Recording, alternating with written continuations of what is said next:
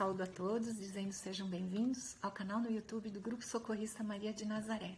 É o canal que tem por objetivo o estudo do Evangelho de Jesus à luz do Espiritismo, trazendo reflexões atuais tão importantes nos dias de hoje. É o Evangelho atual, o Evangelho do nosso tempo. Nós estamos estudando o capítulo 19 do Evangelho, que fala sobre a fé transporta montanhas. Hoje estudaremos sobre os itens 6 a 10, fé religiosa, condição da fé inabalável e a parábola da figueira seca. Antes, porém, eu queria fazer um convite. Convido a todos a mentalizarmos o nosso Mestre Jesus, trazendo para o nosso coração a figura amorosa de nossa Mãe Maria de Nazaré, dizendo a Jesus: Mestre, fica conosco, clareia nosso entendimento, envolve-nos em Teu amor, em Tua paz, para que possamos vivenciar o Teu Evangelho de amor e de luz. Que assim seja. Bem, mas o que é fé? Se considerarmos do ponto de vista religioso, a fé é a crença nos dogmas que cada religião traz. E essa fé ela pode ser raciocinada ou cega. A fé cega não analisa nada, aceita tudo. E porque aceita tudo, aceita o verdadeiro, mas aceita o falso também. Isso quer dizer que em algum momento ela pode vir a se chocar com a razão. Por outro lado, existe a fé raciocinada. A fé raciocinada é aquela fé que se apoia em fatos, em evidências, apoia na razão. A fé cega, quando ela é levada ao extremo, de forma exacerbada, ela leva ao fanatismo. A fé raciocinada é aquele processo em que você analisa, compreende, passa pelo crivo da sua razão e aquilo faz sentido para você. Essa é a fé raciocinada. Eu gostaria de propor uma reflexão. Fé e raciocínio andam juntos? Sim, andam juntos, e é bom que assim seja. Há muito tempo as religiões meio que apregoavam que elas se chocavam com a ciência. Então elas diziam assim: se você acredita nos avanços científicos, você não tem fé, e vice-versa. Para você ter fé, você tinha que negar a ciência. Hoje, felizmente, esse embate ele não é mais necessário. Então a fé cega ela não tem mais espaço nos dias de hoje. Ela não cabe mais nos nossos tempos. Por uma razão muito simples: a fé cega, ela nos priva de uma das mais preciosas prerrogativas de que nós dispomos, que é o raciocínio contínuo e o livre-arbítrio. Porque ciência e fé, elas não são inimigas. Para o Espiritismo, fé e ciências caminham juntinhas, lado a lado. E olha que importante, ambas nos levam ao conhecimento. Então, vamos raciocinar assim: ambas não são criação de Deus? Se ambas são criação de Deus, uma não pode negar a outra. Ao contrário, uma complementa a outra, uma apoia, uma consolida a outra. E quanto mais nós nos aproximamos do conhecimento dessas leis, mais nós nos aproximamos da verdade. Nesse momento é que surge a fé raciocinada. O Chico dizia assim: ponha Deus no início e Ele cuidará do fim. E é verdade. A fé, ela não precisa estar atrelada a nenhuma religião. Não, ela é a nossa conexão, ela é a nossa ponte direta com Deus, com as leis de Deus. É isso que Kardec nos traz no Evangelho, é isso que o Espiritismo vem nos propor. Que se consolide essa fé pelos caminhos do raciocínio, da reflexão, da razão, da compreensão das leis que nos regem. Porque ela é a fé que raciocina. Se ela raciocina, ela compreende. E porque compreende, confia. E por isso é inabalável. Importante, sentimento e razão não podem se dissociar. Essa conciliação ela é importante para que nós tenhamos uma fé sólida, uma fé robusta, uma fé valente diante dos reveses da vida. E olha, tem momentos na vida em que a razão ela não vai responder pelos reveses pelas quais nós passamos na vida. Nesse momento, a certeza, na confiança, na justiça, na misericórdia de Deus, na presença de Deus em nossa vida, é que vão alicerçar a nossa fé. Importante, fé se elabora, ela não vem pronta. Dizem que fé não se prescreve, não se impõe, e é verdade, não se prescreve, não se impõe, mas se elabora. E ninguém está impossibilitado de elaborar a sua fé. Nós aprendemos que o grande entrave na elaboração da nossa fé é o orgulho. O Chico dizia assim: quem dera se a fé fosse vendida em farmácia, né? Mas não é vendida em farmácia. Mas todos nós podemos exercitar, elaborar, construir a nossa fé através do raciocínio. Jesus tinha claramente um processo pedagógico que visava tocar o nosso interior, claro, através dos seus exemplos, mas sempre através da razão, do raciocínio. E com o Evangelho, Kardec nos traz no Evangelho os ensinamentos de Jesus, que Jesus nos ensina a confiar, a entregar nossa vida ao nosso Criador, a quem nos doou a existência. E compreender que seja feita a vontade do Pai. Não é isso que nós dizemos todo dia quando pronunciamos a prece que Jesus nos ensinou? Pai, seja feita a vossa vontade, assim na terra como nos céus. Então, quando eu digo, Pai, seja feita a tua vontade, não a minha, eu reconheço que Deus, Ele sabe o que é melhor para cada um de nós. Quando nós conseguimos vivenciar, compreender esse ensinamento, internalizar aqui esse movimento, nós nos livramos de um peso enorme. Sabe por quê? Porque nós compreendemos, obviamente, que eu tenho sim que fazer a parte que me cabe, mas existe a parte que é de Deus. Então, eu faço a parte que me cabe e confio, porque Deus, Ele sempre vai fazer a parte dele.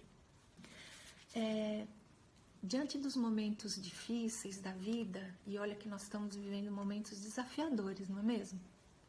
Diante dos momentos difíceis da vida, quando eu raciocino assim, eu sei que esse momento vai passar, eu sei que eu vou encontrar caminhos, eu sei que eu estou vivenciando exatamente o que eu preciso para a minha evolução, para o meu crescimento espiritual, eu sei que Deus está ao meu lado, nesse momento eu tenho fé. Olha, a própria medicina já provou, por estatística, que pessoas com o mesmo diagnóstico, o mesmo tipo de doenças, a pessoa que tem fé, ela pode não se curar, mas ela vai viver mais e com mais qualidade de vida comparativamente à pessoa que não tem fé. Então, mais do que acreditar, é preciso confiar. Bem, agora partindo para o lado prático. Como é que nós podemos exercitar a nossa fé? Trabalhando, olhando para os lados e vendo como é que eu posso ser útil, como é que eu posso servir ao próximo. Porque todos fomos convidados a colaborar na obra do Criador. Todos podemos fazer parte dessa obra. Porque a fé sem obras, ela é fé morta. A fé é morta em si mesma, se não há trabalho. Sobre isso, existe uma parábola no Evangelho, que é a parábola da figueira seca. Ela tem a ver com a entrada de Jesus em Jerusalém. E conta que Jesus vinha com os discípulos e voltando de Betânia, avistaram ao longe uma figueira muito linda, resplandecente, linda, cheia de folhas.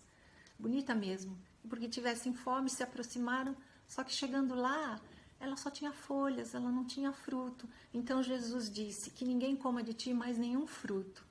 E no dia seguinte, passando por lá novamente, Pedro, o discípulo de Jesus, disse: olha, mestre, aquela figueira que amaldiçoaste, ela secou, ela está seca até a raiz. E Jesus disse, tomando a palavra, Jesus disse: tende fé em Deus, eu vos digo em verdade, que todo aquele que disser a esta montanha, tira-te daí e lança-te ao mar, e isso sem hesitar no coração, mas crendo firmemente que tudo o que houver dito acontecerá, ele o verá com efeito acontecer. Está em São Marcos. Bem, trazendo essa parábola para o nosso dia a dia. Nós podemos fazer uma analogia com o que essa parábola nos traz, né? Que a figueira, ela simboliza as pessoas que têm uma aparência bonita, oradores que falam bonito, mas que não produzem os frutos, que não fazem nada, o bem ao próximo, não produzem nada de bom. Tem possibilidades até de serem úteis, mas não são. Então, a mensagem que Jesus nos deixa, ela é muito mais intensa. Aquele cenário foi o contexto que Jesus utilizou para abordar um assunto bem mais profundo.